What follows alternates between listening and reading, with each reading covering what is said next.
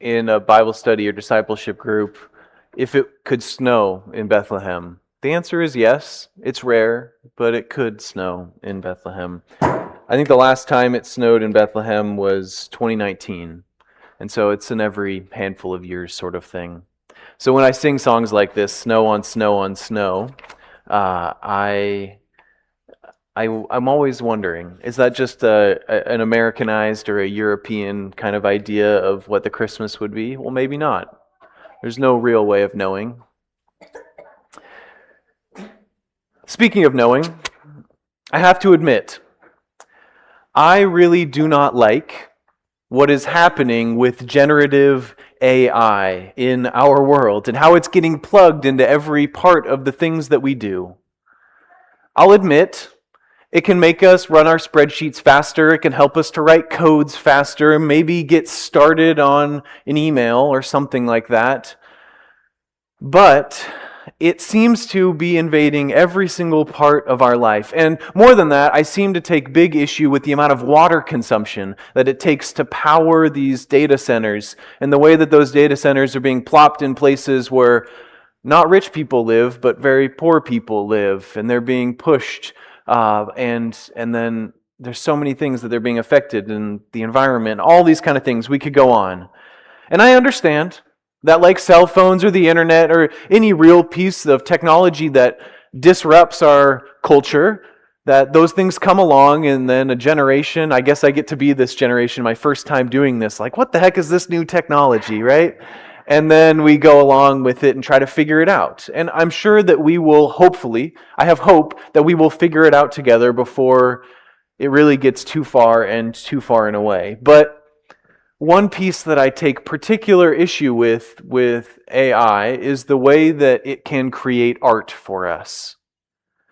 Art is this way that we express ourselves as humans, right? Poetry or theater or movies or music. When we create art, we're expressing ourselves, our truest forms of ourselves, right? Art can communicate anger and happiness. It can communicate emotion and dilemma. It can topple governments, really. But it can also bring people together in really important and meaningful ways. And so, it's one of the issues that I take with AI, because it's a computer doing that process for us, the creative process. I wish Kathy Raymond could be here to talk about this. Many of you know her. She was so involved with the creative process, calling all of us artists. And when we lean on technology to do that work for us, we miss out on an important part of being human.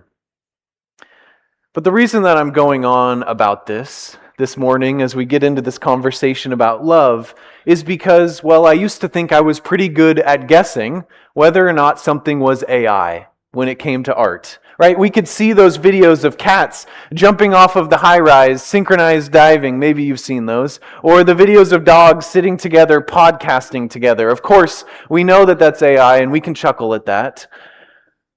But I was scrolling with my fiance this last week, and I saw something, and it wasn't until about the third view through, it's about a minute long, that I realized that, wow, that's not real.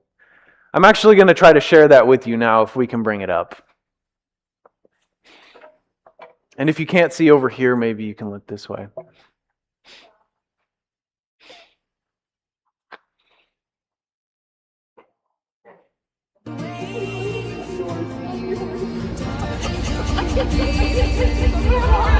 I would cut the sound.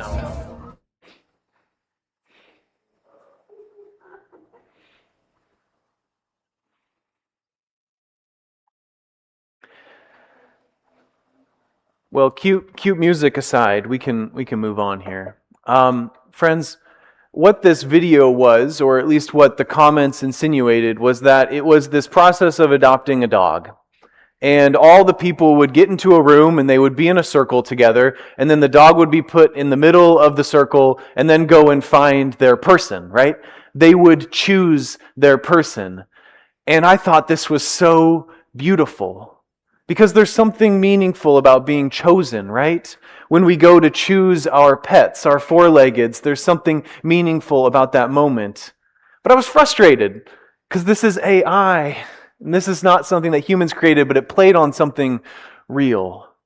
And so it kind of had me troubled, and I had to really wrestle with this. You might know what that feeling is like. For those of you who have pets, when you come home after work or after errands from a long day and that dog comes to greet you or that cat comes to rub across your leg saying, I love you, I choose you. Or maybe if you don't have pets, that hug that you get from a friend or a loved one after a really hard day. I choose you, I love you. Or when you pick it up with someone that you haven't seen in years and you just talk like you were friends and you were talking last yesterday, but had been forever in that time. You might know what that's like, but to be chosen, there's something important in that. So I was disappointed by that. And I had to wrestle with this very real thing I was feeling about this very not real process of creating this video. But it did touch on a part that I think is necessary in human emotion, is that we need to feel chosen. And what I believe that we can gain from something like this, hopefully we don't waste too much water creating it, is that we all need to be chosen, or like the stories from which we are talking about today. To be chosen by God is an important thing, and it's a very important part of God's expression for love for us. You see, when we get into our scriptures for today, what was happening with the shepherds was no small thing. The shepherds were, as Christine described, those dirty people on the margins of society, those people that couldn't get jobs elsewhere. They couldn't work with other people even, and they had to be subject to working with the animals.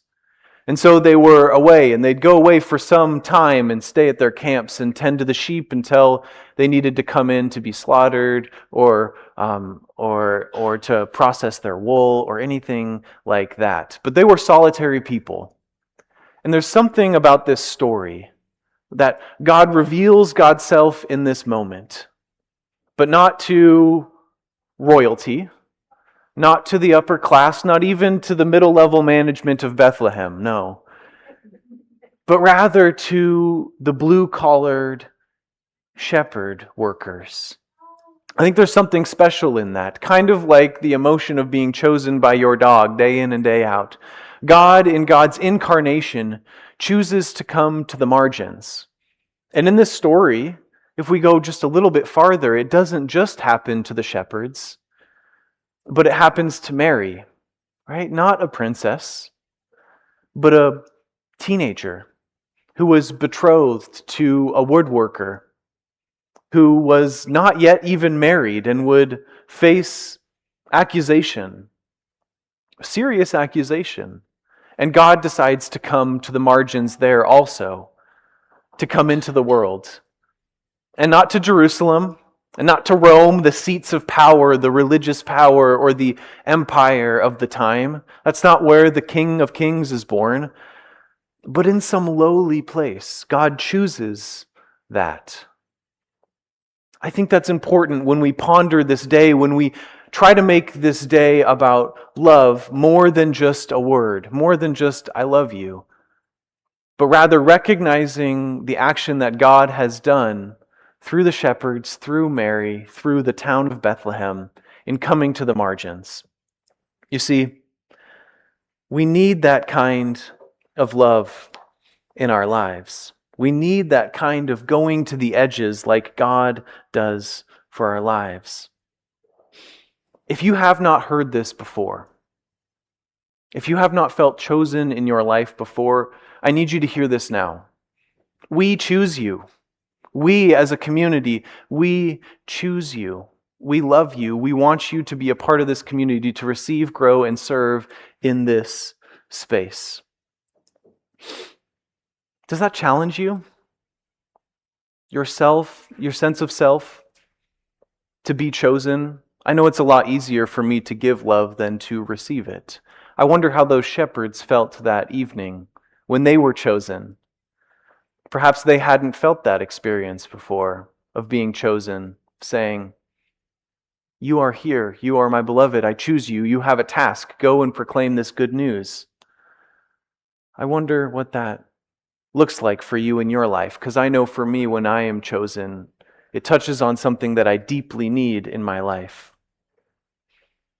You see, I believe that is where we are headed in this Christmas season. Just a few days now, and Christmas will be here. We'll say it again, God is born to us. But after the hope and the joy and the peace of it all, I think that we're getting to the thing that matters most in our communities.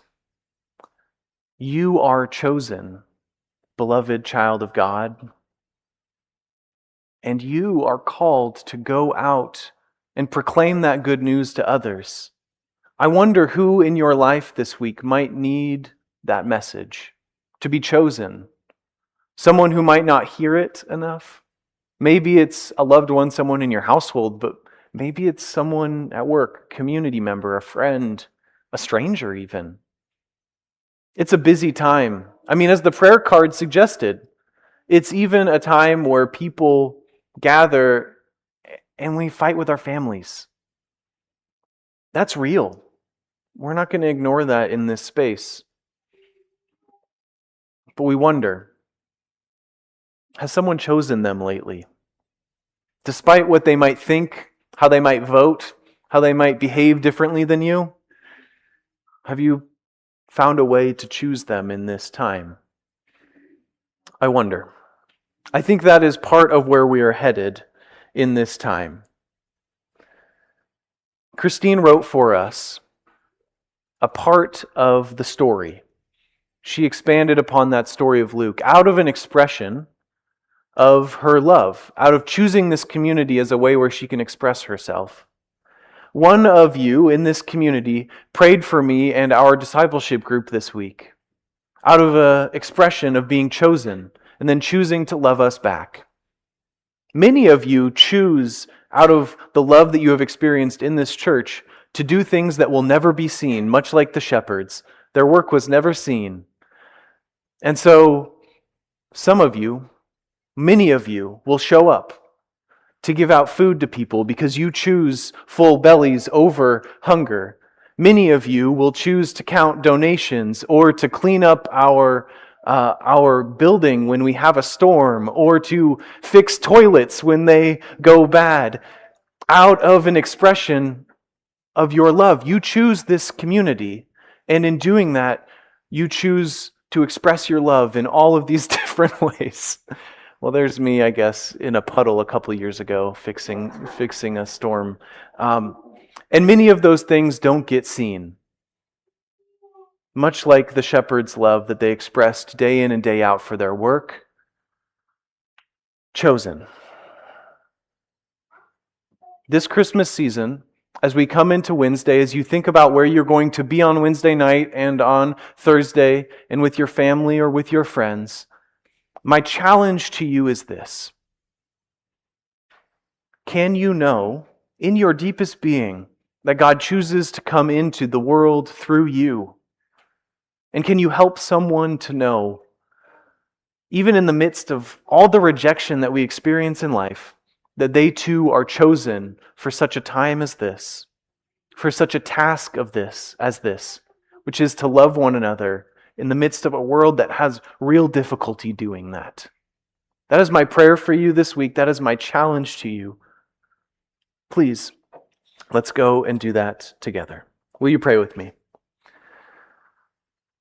God, we hear you. You choose us. Help us, because we know that you choose every single person in our community, in our neighborhoods, in this world. Help us to know the love that you are pouring out upon them and to be conduits of that, your hands and your feet in the community.